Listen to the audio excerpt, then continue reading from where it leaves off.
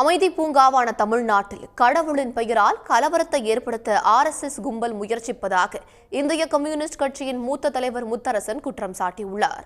100 ஆண்டுகளுக்கு முன்பு தூணில் தீபம் ஏற்றப்பட்டது என்பதற்கான எந்த சான்றும் இல்லை என்றும் அவர் கூறியிருக்கிறார். அமைதி பூங்காவாக திகழக்கூடிய தமிழகத்தில் பாரதிய ஜனதா கட்சியால் தனது விருப்பப்படி இங்கே கால் ஊன்ற முடியவில்லை. அவர்கள் கட்சியாலும் முடியவில்லை. அவர்கள் நம்பியிருக்கக்கூடிய எடுபடிகளாலும் அத்தகைய முயற்சிகள் வெற்றி பெறாத ஒரு சூழலில் இங்கே கடவுளின் பெயரால் ஒரு கலவரத்தை உருவாக்கி அற்பத்தனமான அரசியல் ஆதாயத்தை பெறலாம் என்கிற முயற்சியில் பாஜக ஈடுபட்டிருக்கிறது. அதன் ஒரு பகுதிதான் திருப்பரங்குன்றத்தில் தீபம் ஏற்ற வேண்டுமென உயர்நீதிமன்ற நீதிபதியே ஒரு தவறான தீர்ப்பை வழங்கியிருக்கிறார்.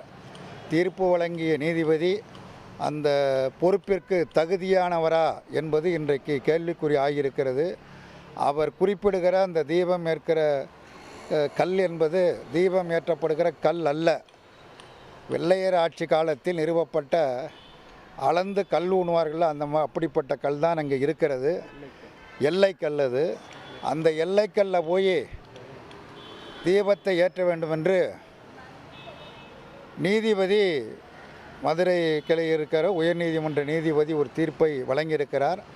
அந்த தீர்ப்பு உள்நோக்கமுடையது.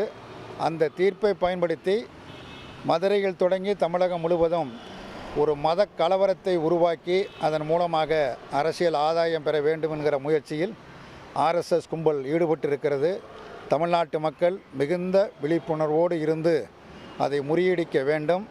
அம்பேத்கருடைய நினைவு நாளில் அரசியலமைப்பு சட்டத்தை பாதுகாக்கவும், மத நல்லிணக்கத்தை பாதுகாக்கவும், மக்கள் ஒற்றுமையை பாதுகாக்கவும் அனைவரும் சபதம் எடுத்துக்கொள்ள வேண்டும் என்று இந்திய கம்யூனிஸ்ட் கட்சியின் சார்பில் கேட்டுக்கொள்கிறோம். இங்கே இருக்கக்கூடிய இஸ்லாமியர்களோ இந்துக்களோ திருப்பரங்குன்றத்தில் அவர்கள் ஒற்றுமையாகத்தான் இருக்கிறார்கள்.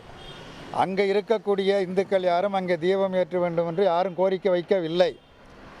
வெளியில் இருக்கக்கூடிய நபர்கள், RSS இயக்கத்தினுடைய அடிவருடிகள் அந்த முயற்சியை மேற்கொண்டு நீதிமன்றத்தை அதற்கு சாதகமாக பயன்படுத்தி அதன் மூலமாக இந்த கலவரத்தை உருவாக்க வேண்டும். அவருடைய நோக்கம் என்னவென்று சொன்னால் தீபம் ஏற்றுவதல்ல, அதன் மூலமாக ஒரு கலவரத்தை ஏற்படுத்த வேண்டும். உடனுக்குடன் செய்திகளை தெரிந்து கொள்ள சன் நியூஸ் பெல் ஐகானை கிளிக் பண்ணுங்க.